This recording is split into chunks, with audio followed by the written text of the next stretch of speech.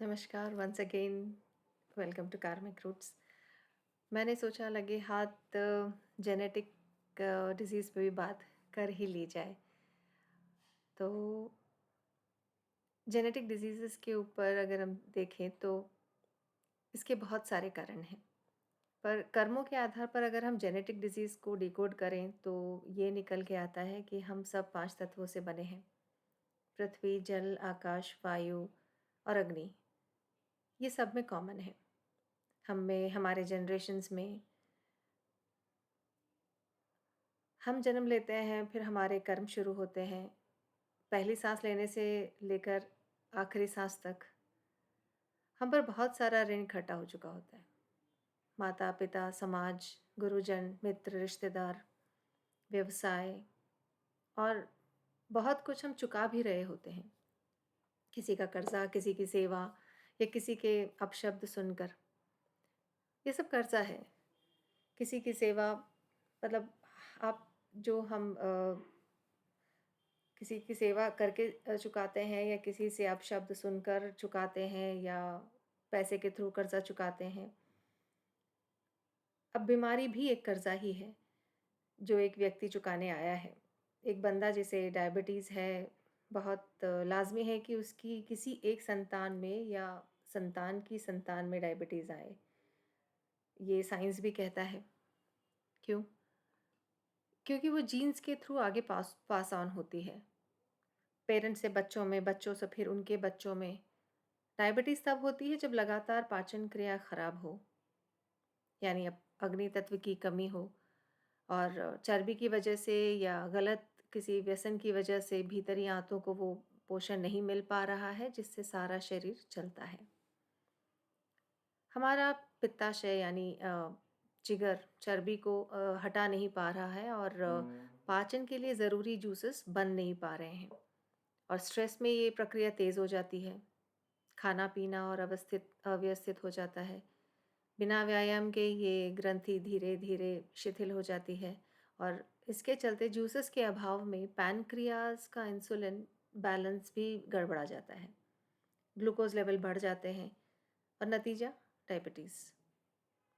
अब ये भारत में तो बहुत प्रचलित है कि दिन अच्छा नहीं गया कोई बात नहीं, खाना अच्छा खा लो, मूड अच्छा हो जाएगा। स्ट्रेस को रिलीव करने के लिए रिच फूड और alcohol. Already suffering body parts पे एक्स्ट्रा प्रेशर और रिजल्ट फिर वही डायबिटीज़। जिस किसी के भी चार्ट्स में बृहस्पति प्रबल होंगे उन उनको मीठा या रिच फूड बहुत पसंद होगा। शुक्र के आसपास हैं तो रात को मीठा खाना बहुत पसंद होगा। नींद बढ़िया आती है ना? अब इसके एक लेवल ऊपर देखते हैं, यानी शनिदेव अगर इन बृहस्पति देव पर अपनी दृष्टि डालें तो बंदा पहले थोड़ा वेट गेन करेगा, फिर ग्लूकोज लेवल बढ़ेंगे, फिर एक्टिविटी रिड्यूस होगी, थोड़ा अ, आलसी भी होंगे और फिर चांसेस बन जाएंगे डायबिटीज़ की तरफ। कुंडली में पंचम भाव आपका पूर्व पुण्य है और आपकी संतान भी है और नवम भाव आपके पूर्वज हैं, यानी आप बीच में हैं। आप और ये तीनों के एक ही ट्राइन में काम करते हैं, 1, 5 and 9। What you do, the results of it will be borne by your kids and what your parents did, you got it as a blessing for yourself. इस हिसाब से आपकी संतान आपके कोई पूर्वज हैं और आपकी संतान की संतान शायद आप हो। तो जो आपने बोया है उसे काटने के लिए दोबारा आपको ही आना है, आपके संतान के संतान बनकर। पर क्योंकि आपको इसका भान नहीं रहेगा, आप खुद को ही कोसेंगे कि पता नहीं ये बीमारी कहाँ से लग गई। It's a circle you see. जो कर्म आपने इस जन्म में अधूरे छोड़े वो आपको ही आकर पूरे करने हैं। पाप, पुण्य, अचीवमेंट्स, सक्सेस, diseases, everything.